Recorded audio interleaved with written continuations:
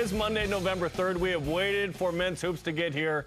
Game day and a ball night have arrived. I am Jarom Jordan, lone man in Studio B alongside Spencer Linton live. Outside of I-15, T-Mobile Arena is also in the shot. Spencer Linton, who misses the Tropicana. No, I don't, Jarom. I don't miss it. It's good to be back in Las Vegas. This is BYU's, in many ways, home away from home, and I anticipate a huge BYU turnout tonight. This will be a de facto home game of sorts when you think about Villanova happen to come all the way from the East Coast to play in this series. This is going to be a fantastic event and a perfect way to tip off what many are calling, and what you and I have talked about ad nauseum, Jarom, the most anticipated BYU basketball season in the history of the program. Cannot wait, man. Also, oh, by the way, College Game Day going to BYU, Texas Tech, back-to-back Big 12 sites.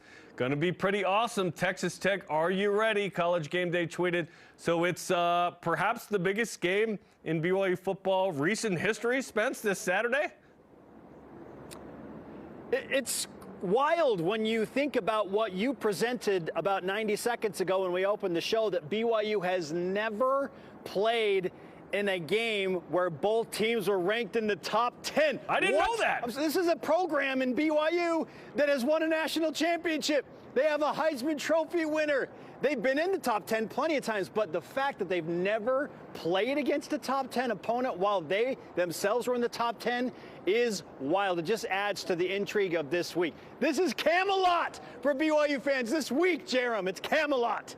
Wait, you're saying it's Camelot when you're not too far down from which casino was it? Where did they still do that? Which one was it? I can't remember. Excalibur. Excalibur. Thank you. Yes. And then the Oakland A's, a.k.a. the East Sacramento A's, a.k.a. the Vegas A's, are going to build their facility. They are right now across from that. That's pretty awesome. Okay, lots to talk about today, as you mentioned. So all rise and shout. Oof. It's time for What's Trending. And it is a time where BYU has never been better. What's the chance we see game day this year? BYU's game at Texas Tech will be a noon Eastern, 11 a.m. local kick on ABC. And he's a good player, too. Yeah, you know, it's Texas Tech, man. I think BYU knows how to win those tough, gritty games. Let's go. What's Trending is presented by Tim Daly Nissan, part of Tim Daly Auto Group, serving Utah since 1968. The phrase biggest in program history gets thrown around a lot in sports. We like superlatives on this program for BYU football, but it really is, and every week continues to get bigger. This is the biggest. This is the game we've identified for a long time, Spencer, independent of whether BYU would be 8-0 or ranked number 8 in the country. But here we are, BYU on a collision course with Texas Tech in a massive game Saturday morning, 11 a.m. Central Time, 10 a.m. Mountain, 8 a.m. pregame local for Dave McCann and the boys. That'll be fun. So this week, Kalani Sitake and BYU, as mentioned, play in the first top 10 matchup in Cougar football history. BYU number 8, Texas Tech number 9.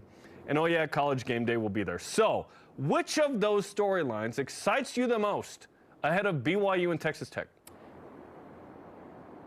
It's incredible that we're having this conversation, first and foremost, and that all of those things are in play. I think the general national spotlight that is on BYU and the opportunity that is there has me the most excited, because this might be like the Alamo Bowl last year. I don't know if there's going to be 8 million viewers, but this will be the most watched BYU football game of the season probably, unless BYU gets into the college football playoff. This might actually outdo the Big 12 championship game. I'm not kidding, because of everything that has gone into this and how much hype and buildup are happening. The Big 12 hasn't had 2 teams in the top 10 play against each other since 2021. It's been 4 years for the conference. And I know all of you remember in 2021, Texas and Oklahoma were still in the Big 12 at that time. They weren't the teams that were involved, I believe. So this is very unique for the conference, for BYU. It's just a massive, massive opportunity with a huge spotlight, and BYU as a clear underdog where they just seem to thrive, Jarom. So I know that there are a lot of elements in here, but I'm going to kind of package it as I just am really excited about the combined national spotlight on all of the fronts that BYU now has an opportunity to go and once again prove doubters wrong and try and do something that will surprise the country. Because if they do, you think it's hyped now in Provo, it's going to go to another stratosphere. What has you most excited? Well, the people nearby you there in the desert, they don't think BYU is going to remotely compete with Texas Tech. They have BYU as a 10.5-point dog, which is a massive number. More on that later in the week. But it's the fact that, again, 10, it's a top 10 matchup. This is what I wanted. I wanted Texas Tech to beat Kansas State, and the Wildcats said, here's 5 turnovers. Please beat us by a bunch. And so Texas Tech rolled. But it's a top 10 matchup. Winner is clearly the best team in the league. I think Texas Tech still is the best team in the league. BYU is going to have to go beat them, and they've got a great chance to do so. Despite the 10.5-point line, BYU's overcome in the last 8 games. They're 7-1 when they're a dog. BYU loves it. Bring it on, whatever. The fact that BYU has an opportunity to have a statement win, Spence, this would be bigger than any win BYU got last year. Because when BYU beat SMU, they weren't the college football playoff SMU quite yet. It was before that all happened. And frankly, Utah is kind of on a tear right now where when BYU beat Utah, now they're up to 17, they could go on a tear here and be in the mix too. What I want is for BYU to obviously win the game. And if they do so, they get launched into a space where maybe they climb a few more spots because they've got a validating win. They're 9-0, top 10 on the road, college game day, huge underdog. Now they're not just a team that sort of survived against Arizona, Colorado, and so on and so forth. They're the team that took it to Iowa State on the road by 14, who now has a 3rd loss, unfortunately, in league. But the team that beat Texas Tech. Sam Leavitt and Arizona State beating Texas Tech against Will Hammond is one thing. Beating Baron Morton and Tech in Lubbock, that is another. So it's a massive opportunity. The fact that they're both top 10 is great. This is what I wanted. And even if BYU loses the game, Spence, but they compete well, I don't think it will hurt them that much. I think they should stay ahead of Utah in the rankings if that happens. And then they need to win the next 3, and they would find themselves in Arlington, probably against Texas Tech again. You know what's wild?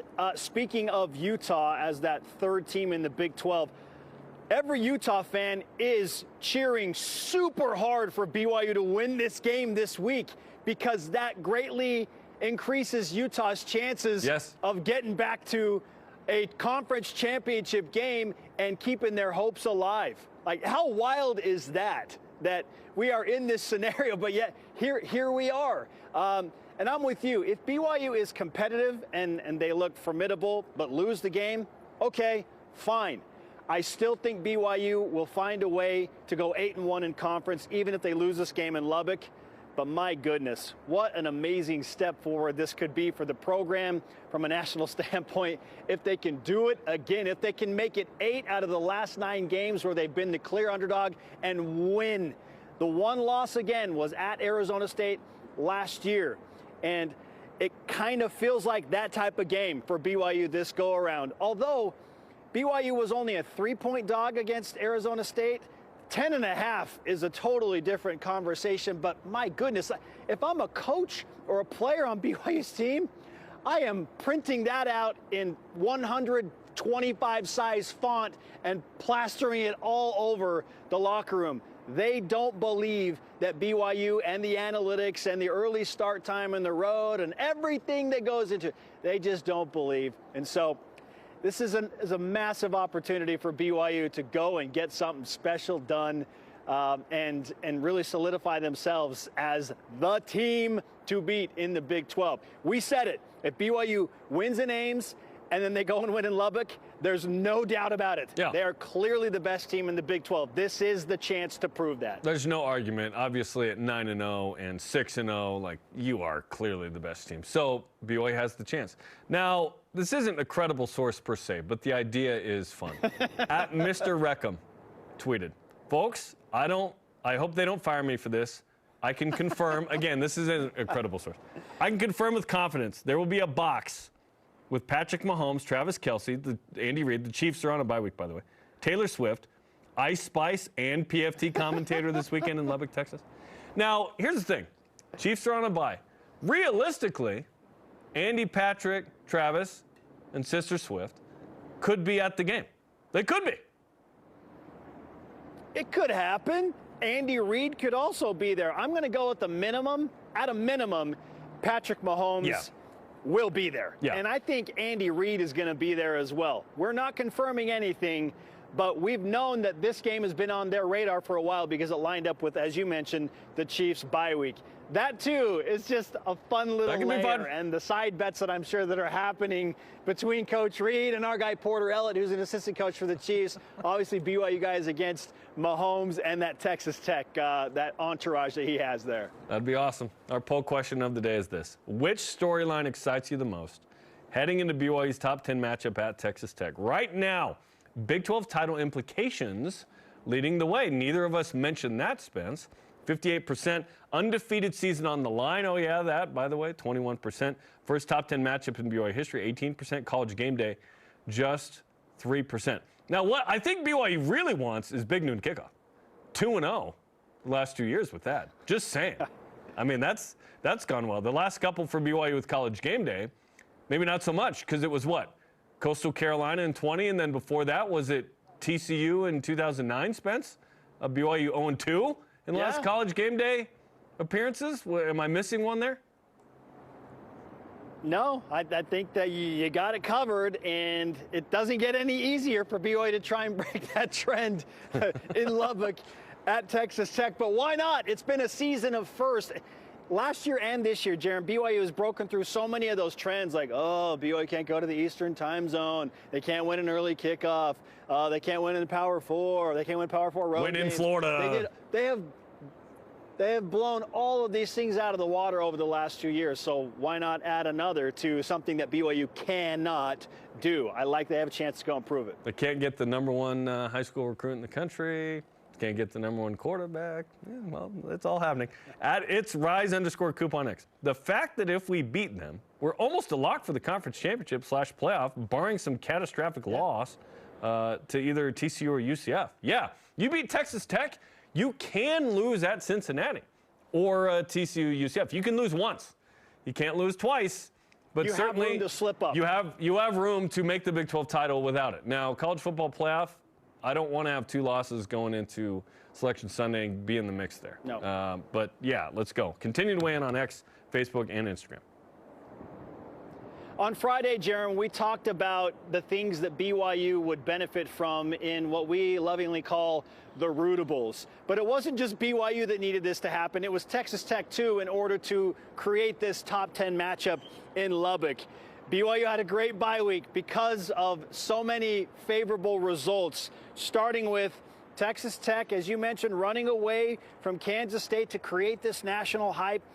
Cincinnati loses their first conference game, so BYU is now the only unbeaten team in conference play and overall in the Big 12. West Virginia, we knew that Houston was on major trap game alert, and the Mountaineers went into Houston and just obliterated them. So that also benefits BYU. SMU upsetting number 10 Miami in overtime.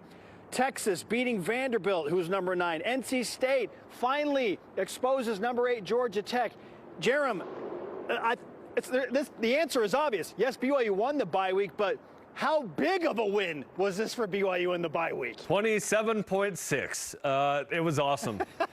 The fact that NC State and our boy Garrett Tujay took care of Georgia Tech, that was big. Because last week we were basically on an anti-Georgia Tech rant relative to BYU's placement in the AP Top 10. Which, by the way, our relevance and investment in the AP poll goes away tomorrow night when the College Football Playoff poll comes out. The fact that Miami loses a second one, whoa. A couple weeks ago, we thought the Fighting Keelan Marians were one of the best teams in the country. They've lost twice since. The fact that Vandy loses, that was kind of a regression of the mean. Texas's talent kind of won out in that one. But yes, in league, Houston, pretender. You can't lose by 10 to West Virginia. Sorry. Cincinnati, I think Cincinnati's a very good team, but they looked like a pretender as well. Utah really took it to them. Utah on a tear right now. They've beaten 2 top 25 teams by 30+. That's wild. And then Tech looks like the real deal. I still think Tech's the best team in the league. I think BYU's number 2. I think Utah's number 3. That was a massive win for BYU. Cougars are getting healthy. They started their install of game plans on Tuesday. It's sunk in over the weekend. BYU feeling ready and confident as they practice this week. And hopefully all these injured guys can get healthy. We hope JoJo Phillips is playing this week. That'd be great. Jack Kelly, Isaiah Glasker. The biggest one is LJ Martin in that shoulder. Hopefully he's good to go. We'll see throughout the week. BYU won the bye week, as you mentioned. On to men's hoops. Today's the start of the college basketball regular season. BYU front and center on the national stage behind you at T-Mobile Arena in Las Vegas, Nevada tonight on TNT against Villanova. What are your expectations in the season opener for number 8 BYU? Yeah, well, for one, I'm glad that BYU's had 2 exhibitions against power conference opponents to try and work out some things so that they don't come into this game entirely blind as to what are we going to look like when we get on the floor. Like, I know it's only 2 games, but still it's something to build off. And so it'll be sloppy, but I don't think it'll be as sloppy as it would be if this were a true season opener and BYU were playing in front of fans for the first time this season. So I really like that the exhibition has allowed BYU to ease into things a little bit and Kevin Young to figure out some rotations. There will be a lot of missed shots, and there will be nerves. We might see 10 combined turnovers in the first 4 minutes of the game. Villanova's dealing with the new head coach, and Kevin Willard, he's trying to piece together his roster and his lineup and rotations as well. And his team, too, is a little bit banged up. I mean, they'll have some key players back tonight, but this is all going to create for probably some sloppy basketball in the first few minutes before the teams settle in. Ultimately, though, Jarom, I expect an 8 to 10 point BYU win when all is said and done. 8 to 10, huh? The line's like 8.5, 9.5, so that's fun. What is it, 8 or 10? Truth be told, I did not know that. I legitimately did not know that. I'll call double figures. I'll say 10-point BYU win. Yeah. BYU comes. But yeah, it'll be sloppy, missed shots, but the Cougars will make enough plays to pull away in the second half.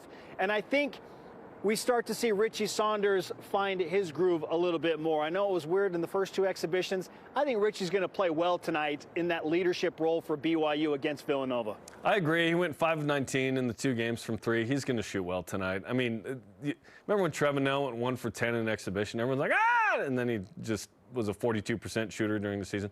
I think AJ's going to do his thing. He goes for 25 tonight. Rob Wright III is going to be super quick off the dribble. The matchup with the Caden Lewis, by the way, who is a top 30 recruit, one of the best point guards coming out of high school. It's going to be really fun. Villanova banged up. New head coach Kevin Willard coming over from Maryland. They went to the Sweet 16. 11 transfers. It's going to be an interesting matchup, but I think BYU, like you said, wins by 10+. They cover. The big 3 do their thing. I'm excited to watch Moo, Kennard Davis defend. A little homecoming for Xavier State and the Vegas native, getting the social media love from BYU basketball this morning. Can't wait for it.